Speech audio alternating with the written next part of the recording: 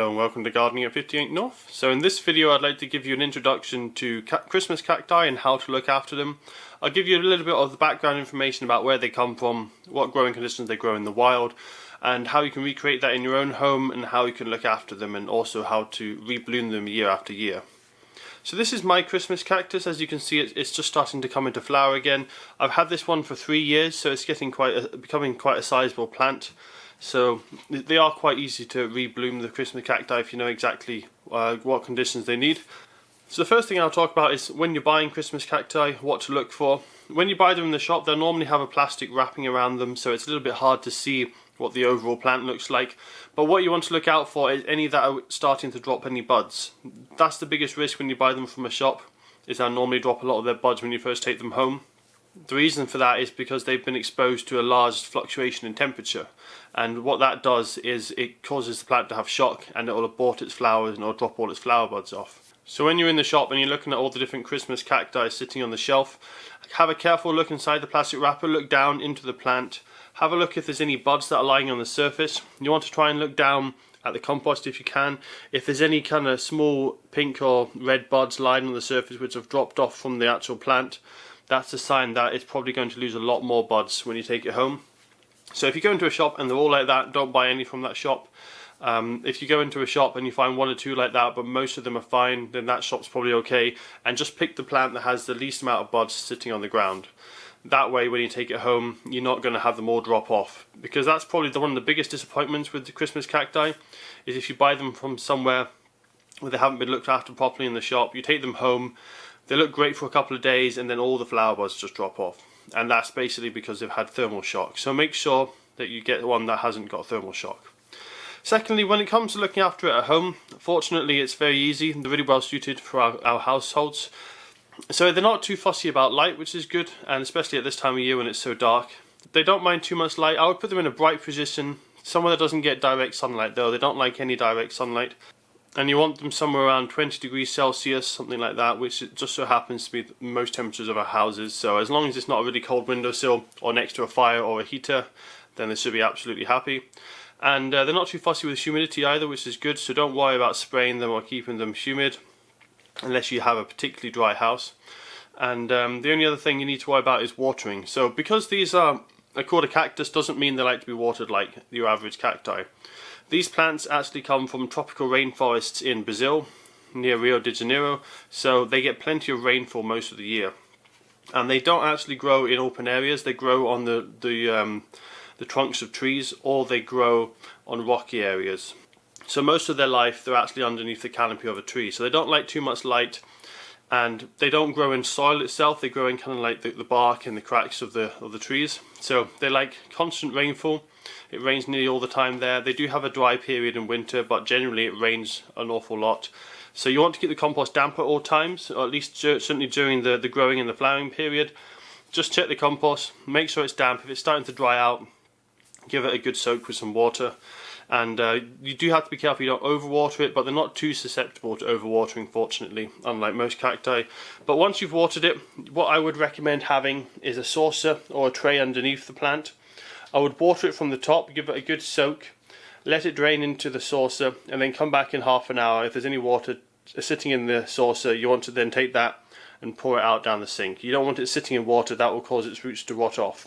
But as long as it's kept damp and it's not sitting in water, that should be plenty of watering for the plant. You're not going to have any problems with rotting or overwatering or underwatering. And it should flower for you for probably a couple of months. It depends when you buy it, if it's towards the end of its flowering season or the beginning. But generally these last a couple of months. If you do keep them in quite a cold location, they can flower the entire winter, but generally 1 or 2 months is what you'll expect.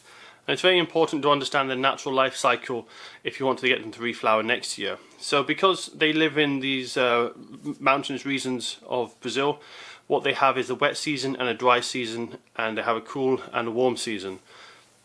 So once it's finished flowering, you need to make it think that it's winter and it's going into its cool dormant phase. So all you need to do for that is put it in a slightly cooler part of the house, or maybe even a cold windowsill. You want temperatures around 12-15 degrees, but anything below 20 should be fine.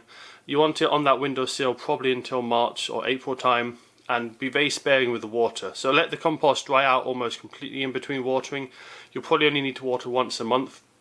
If the leaf starts shriveling up at all, then give it a little bit more water, but generally it's okay for the leaf to shrivel slightly, and you just want to keep it really quite dry, minimal amount of water, but put it somewhere fairly bright. You want to get a little bit of sunshine, maybe morning or afternoon sunshine, because during January, February time the sun's so weak they can handle that. Then when it comes into spring, what would happen naturally in the wild is the temperatures would raise up, and they would also have very heavy rainfall for most of the year. So what you want to do is put it somewhere nice and warm, about 20 to 25 degrees. Most households are normally that temperature during summertime and springtime. And you want to keep it away from any strong sunlight, because these are naturally going to be underneath a forested area. They don't like any direct sun. So keep it away from direct sun, but they do like bright light. Because they're in the tree canopy, they're used to diffuse dapple shade. So what you want to do is put it somewhere in a room which gets plenty of light, but just doesn't ever get direct sunlight. So a table near a window, something like that. That should be absolutely fine, or a north-facing window should also be okay. So throughout the season, as it's growing, you want to keep it damp, as I said before, checking it doesn't get too wet by emptying the saucer. You want to keep the compost damp the whole growing season, which is about March, April time, right through to September.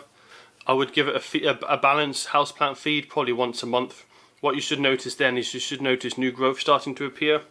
When the new growth does come, it tends to come from the end of the branches, and you've got this little section here where new growths appear. They'll be small and green to begin with, a bit like this one around here, even smaller than this, and they'll just basically be miniature versions of these little pad sections, and they'll just get larger as time goes on.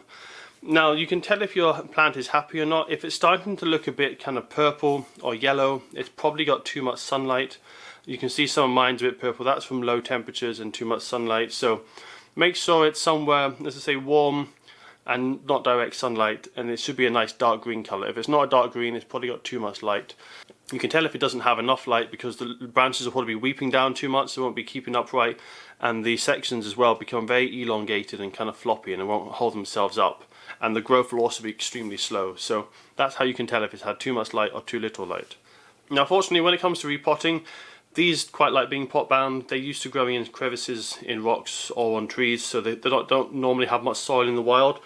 So this one, for example, I've had it for 3 years. I've not repotted it. It doesn't need repotting still, so don't worry about keeping it in the same pot for 2 or 3 years. That's absolutely fine. If you do come to repotting it, so for example, if the compost starts to get really old and the plant seems a bit weak, or if it becomes top heavy, one of the biggest problems with these plants, because they're like a small pot, but the branches hang over, they can become top heavy and kind of fall over. Then when you do repot it, I would give it a rich multi-purpose compost, but I would just add a little bit of either perlite for drainage, some grit, or another good thing is to add just a little bit of orchid compost into the multi-purpose compost. That just gives a little bit more drainage, and the plant's a bit happier with a little bit more drainage. So something like 3/4 multi-purpose compost, 1/4 perlite, orchid compost or grit should be perfect for this plant, and that should really benefit from the extra drainage that gives. So you've given it the dormant period, it's then gone into the growth phase and it's been growing nicely. The last third phase is to get it into flowering. As long as it's had that cold dormant period where you haven't watered it much in the winter time after it's flowered previously, it should flower the next year. But you can encourage that flowering further, and to do that in September time, put it again to a slightly cooler position. You don't want the temperatures at 20 to 25, you want the temperatures more like 16 to 20 degrees. That will initiate the formation of flower buds. Another important aspect is when it comes to its flowering period, it needs to know that the days are getting shorter. So if you've got this plant near some indoor lights and the lights are on all evening, this will probably also delay its flowering. So what you want to make sure is it's in somewhere that's getting natural light. So once it comes to the autumn equinox around October time, it's going to have more hours of darkness than it has hours of daylight. That will trigger it to bloom. But if it's near a desk lamp or some kind of bright light, it's going to think the days are still long and it's still summer. So make sure it gets a long dark period. That will really help it to flower. Cool temperatures as well. And then you should have plenty of flower buds forming, and it should flower in November, December, January time. Just depends on where you are in the world as to how quickly it will flower. So when you're on the flower initiation stage in September, just reduce the watering ever so slightly, but you don't want it to dry out completely like you would in the dormant phase. So slightly less water, slightly less heat, flower buds should form. Then put it in the position where you want to enjoy it the most, as long as there isn't a big temperature increase or decrease, because it's the temperature changes and massive changes in light conditions that causes the buds to drop. Then after it's finished flowering and you've enjoyed it, go back into the dormant phase, and it should give you a bloom year after year. So that's all for this video, just a quick introduction to Christmas cacti, where they're from, how to look after them. I'll probably also make a video later on about propagation. Propagating these is really easy. All you need to do is take a section off and put it in the soil, and that will propagate for you. So that's all for this video. If you have any questions, please leave a comment down in the comment box, and I'll try and get back to you as soon as I can.